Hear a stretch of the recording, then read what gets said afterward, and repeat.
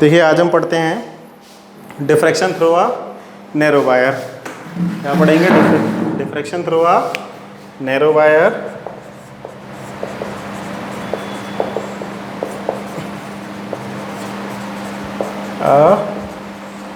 Narrow wire. तो इसमें क्या करते हैं कि इसमें सबसे पहले एक नैरो वायर लेते हैं, पतला तार लेते हैं AB। यहाँ एक लाइट सोर्स रखा स्मॉल S, यहाँ से एक स्क्रीन ले ली हमने MN। इस स्क्रीन की डिस्टेंस क्या है? ये D। ठीक, यहाँ से एक लाइट रे चली, यहाँ पे पड़ी, यहाँ से लाइट रे चली A और B पॉइंट्स पे पड़ी। ठीक, इसकी जो थिकनेस है वो कितनी है? हमने D ले ली। ये वायर है, नैरो वायर पड़ी, ये यहाँ पे चली गई, ये E हो गया और ये F हो गया। अब देखो यहाँ पे डिफ्रैक्शन ये सीधा हो जाएगा A, उसे मतलब E हो गया ये वाला BF, और ये पॉइंट हो गया यहाँ पे जाके मिलेगा, यहाँ पे सेंटर पे ये हो जाएगा पॉइंट O। ठीक है, और एक रे यहाँ से जाके इस पॉइंट E पे मिलेगी, ये क्या हो जाएगा? यहीं पे जाके इंटरफेयर करेगी। ठीक है, तो इसमें क्या करते हैं हम? इसमें जो थ्योरी है वो क्या है कि हमने एक मोनोक्रोमेटिक लाइट सोर्स S लिया है जो पेपर के प्लेन के परपेंडिकुलर रखा गया। पेपर के प्लेन के परपेंडिकुलर का मतलब ये बोर्ड इस तरीके का है, लाइट सोर्स ऐसा रखा गया है। उसके रास्ते में हमने क्या किया? एक नैरो वायर AB ली है जिसके ए कॉर्नर्स पे क्या होता है? डिफ्रैक्शन होता है। एक स्क्रीन ली है हमने MN। ठीक है, और इस AB से इस कैपिटल D डिस्टेंस पे हमने क्या लिया हुआ है? स्क्रीन को लिया हुआ है। ठीक है, अब क्या होता है, जैसे ही लाइट रेज यहाँ से चलती हैं, इसके कॉर्नर्स पे पड़ती हैं, लाइट रे की क्या होती है? टेंडेंसी होती है कि वो स्ट्रेट लाइन में चलेंगी। तो यहाँ से इतने एरिया में लाइट नहीं मिलेगी, तो ये एरिया क्या हो जाएगा? ज्योमेट्रिकल शैडो रीजन, क्योंकि इससे ऊपर जा रही है वो तो ऊपर मिलेगा। और ये वाला क्या हो जाएगा? Geometrical illumination region. ये भी वाला भी क्या हो जाएगा? Geometrical illumination region. ठीक है, तो क्या होगा कि यहाँ पे जो लाइट रेज आ रही है वो स्ट्रेट लाइन में चलती है, तो यहाँ पे uniform illumination, geometrical illumination region में यूनिफॉर्म इल्यूमिनेशन मिलेगा, ज्योमेट्रिकल शैडो रीजन में यूनिफॉर्म डार्कनेस मिलेगी। बट ये जो नैरो वायर है, ये जो वायर ली हुई है हमने, इसके एजेस पे क्या होगा? डिफ्रैक्शन होगा। इसकी एजेस पे क्या होगा? डिफ्रैक्शन होगा। और डिफ्रैक्शन होने के बाद क्या होगा? सम वेरिएबल इंटेंसिटी की फ्रिंजेस कहाँ मिलेगी हमें? GSR में भी मिलेंगी।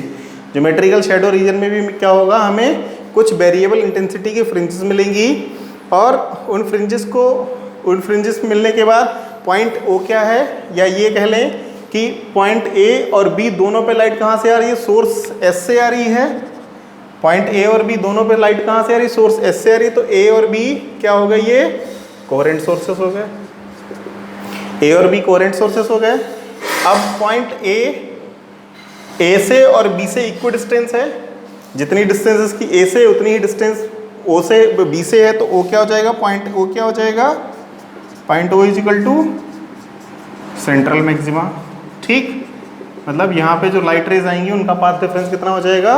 0। ठीक, मेरी बात फिर से सुन लीजिए कि हमने एक मोनोक्रोमेटिक लाइट सोर्स लिया, वो क्या है? पेपर के प्लेन के परपेंडिकुलर रखा गया। एक नैरो वायर ली AB, वो भी पेपर के प्लेन के परपेंडिकुलर है। और एक स्क्रीन ली हमने MN, वो भी क्या है? पेपर के प्लेन के परपेंडिकुलर है। ठीक, उसके बाद एक ये जो AB वायर है, इसकी डायमीटर D है। S से एक लाइट रेज चली, पॉइंट A और B पे पड़ी। पॉइंट A और B पे लाइट की टेंडेंसी होती है कि वो क्या करती है? स्ट्रेट लाइन में चलती है। स्ट्रेट लाइन में चलेगी तो क्या होगा? Geometrical illumination region, geometrical shadow region बनाएगी। ये जो बीच वाला पार्ट है ज्योमेट्रिकल शैडो रीजन हो गया, ये वाले पार्ट क्या हो गया? ज्योमेट्रिकल इल्यूमिनेशन रीजन हो गया। और स्ट्रेट लाइन में चलने की वजह से इल्यूमिनेशन रीजन में क्या मिलेगा? Uniform illumination. और डार्क शैडो रीजन में क्या मिलेगा? Uniform darkness. ठीक है, यूनिफॉर्म इल्यूमिनेशन मिलेगा और यूनिफॉर्म डार्कनेस मिलेगी। तो यहाँ क्या हो जाएगा? यहाँ लाइट नहीं मिलेगी, इन दोनों में लाइट मिलेगी। बट ये जो वायर है इसके कॉर्नर्स पे क्या होगा? जो वायर है इसके कॉर्नर, नैरो वायर है, इसके कॉर्नर्स पे क्या होगा? डिफ्रैक्शन होगा। और डिफ्रैक्शन की वजह से कुछ वेरिएबल इंटेंसिटी की फ्रिंजेस E से नीचे और F से ऊपर मिलेंगी। वो क्या हो जाएंगी? Fringes due to diffraction. ठीक है, अब पॉइंट ए और बी के पास जो लाइट आ रही है वो एस से आ रही है, पॉइंट ए और बी के पास जो लाइट आ रही है वो सोर्स सिंगल सोर्स एस से आ रही है, तो ए और बी क्या हो जाएंगे, कोहेरेंट सोर्सेस हो जाएंगे। और पॉइंट ओ जो है वो ए और बी से इक्वी डिस्टेंस है, पॉइंट ओ की जो डिस्टेंस है जितनी ए से उतनी ही बी से है, तो वो क्या हो जाएगा, पॉइंट ओ क्या हो जाएगा, सेंट्रल मैक्सिमा। ठीक है, अब देखो ए से रे जा रही है ई पे और बी से भी रे जा रही है ई पे, ये दोनों कोहेरेंट सोर्सेस से लाइट रे जा रही है, तो इनका कोहेरेंट सोर्सेस से जा रहे हैं तो इनका फेज डिफरेंस, ये फेज रिलेटेड होंगी, फ्रीक्वेंसी सेम होगी, वेवलेंथ सेम होगी, एम्पलीट्यूड सेम होगा, तो ये क्या पॉइंट ई पे क्या करेंगी, आपस में इंटरफेयर कर लेगी। और इंटरफेरेंस पैटर्न पता करने के लिए हमें क्या करना पड़ता है, इनका पाथ डिफरेंस निकालना पड़ता है। तो इनका पाथ डिफरेंस कितना हो जाएगा, delta x is equal to B E minus A E, जितनी इस रे की डिस्टेंस है उतनी ही इस रे की डिस्टेंस, तो पाथ डिफरेंस क्या हो जाएगा, बी ई माइनस ए ई। अब फॉर मैक्सिमा, मैक्सिमा के लिए क्या हो जाएगा, मैक्सिमा के लिए क्या हो जाएगा, इंटरफेरेंस हुआ है, ध्यान रखना इस पॉइंट पे इंटरफेरेंस हुआ है, डिफ्रैक्शन की फ्रिंजेस यहाँ मिली उन्हें हमने छोड़ दिया, इस पॉइंट पे इंटरफेरेंस हुआ है, तो इंटरफेरेंस में मैक्सिमा कहाँ मिलता है, जब path difference even multiple of lambda by 2 होता है। ठीक है, इंटरफेरेंस में मैक्सिमा कहाँ मिलता है, जब path difference even multiple of lambda by 2 होता है। तो यहाँ डेल्टा एफ फॉर मैक्सिमा क्या होगा, delta x is equal to even multiple of lambda by 2। ठीक है, और फॉर मिनिमा के लिए क्या होना चाहिए, यहाँ देखो फॉर मिनिमा के लिए क्या होना चाहिए, path difference odd multiple of lambda by 2, यानी ये क्या हो जाएगा, डेल्टा एक्स की वैल्यू मैक्सिमा में क्या हो जाएगा, delta x is equal to 2n lambda by 2, और for minima odd multiple of lambda by 2, यानी delta x is equal to 2n minus 1 lambda by 2, और n की वैल्यूज क्या होती हैं भाई, 0 1 2 3 एंड सो ऑन। ठीक है, क्या हुआ, फिर से देख लो, एस एक मोनोक्रोमेटिक लाइट सोर्स है जिसका पेपर के प्लेन के परपेंडिकुलर रखा गया, ए बी एक एज है जिसकी डायमीटर डी है, उसे भी पेपर के प्लेन के परपेंडिकुलर रखा गया, और एम एन एक स्क्रीन है जिसे डिस्टेंस डी से कहाँ रखा गया है, स्क्रीन एम एन पे, सॉरी पेपर के प्लेन के परपेंडिकुलर। ठीक है, अब यहाँ से लाइट रे चली ए बी पे पड़ी, लाइट रेस की प्रॉपर्टी होती है कि वो स्ट्रेट लाइन में चलती है, तो वो क्या करेगी, स्ट्रेट लाइन में चलेगी तो GIR यानी ज्योमेट्रिकल इल्यूमिनेशन रीजन और ज्योमेट्रिकल शेडो रीजन को फॉर्म करेगी। लाइट स्ट्रेट रे में चलती है, स्ट्रेट लाइन में चलती है, उसकी वजह से क्या होगा, इल्यूमिनेशन रीजन में कंप्लीट इल्यूमिनेशन मिलेगा और शेडो रीजन में कंप्लीट डार्कनेस मिलेगी। ठीक है, ठीक, अब क्या हुआ, पॉइंट ओ क्या है, ए और बी से इक्वी डिस्टेंस है, मतलब यहाँ पे जो रेज आएंगे उनके बीच का पाथ डिफरेंस, जितनी डिस्टेंसेस की यहाँ से जितनी रे यहाँ से यहाँ तक पाथ चलेगी उतनी रे यहाँ से यहाँ तक, तो इनका पाथ डिफरेंस 0 हो जाएगा, तो ये क्या हो जाएगा,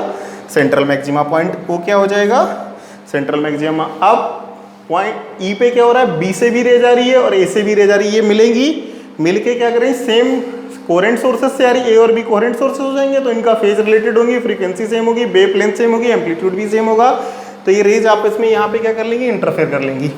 इंटरफेयर पैटर्न को स्टडी करने के लिए हम क्या करेंगे, इनका पाथ डिफरेंस निकालेंगे, तो पाथ डिफरेंस कितना है, delta x is equal to ये वाली रे माइनस ये वाली रे, तो बी ई माइनस ए ई। ठीक, अब मैक्सिमा कहाँ मिलेगा, जब path difference even multiple of lambda by 2, यानी for maxima delta x is equal to क्या हो जाएगा, 2n लैम्डा बाई 2, और मिनिमा कहाँ मिलेगा, जब path difference odd multiple of lambda by 2 यानी 2n माइनस 1 लैम्डा बाई 2। अब हमें पता है कि फ्रिंज विड्थ क्या होती है, beta is equal to D lambda upon small d. इसे हमने क्या किया, दो पार्ट में बांट लिया है, सी ले लिया, ये तो ये भी डी बाई 2 हो जाएगा, ये भी डी बाई 2 हो जाएगा। बीटा इज इक्वल टू क्या होता है, D lambda upon small d, तो डी की वैल्यू क्या हो जाएगी, डी लैम्डा अपॉन बीटा। ठीक है ना, अब डायमीटर बी है, diameter is equal to D है, तो रेडियस कितनी हो जाएगी, रेडियस इज इक्वल टू कितनी हो जाएगी, beta, radius is equal to D upon T, यानी आर इज इक्वल टू कितना हो जाएगा, डी लैम्डा अपॉन 2 बीटा।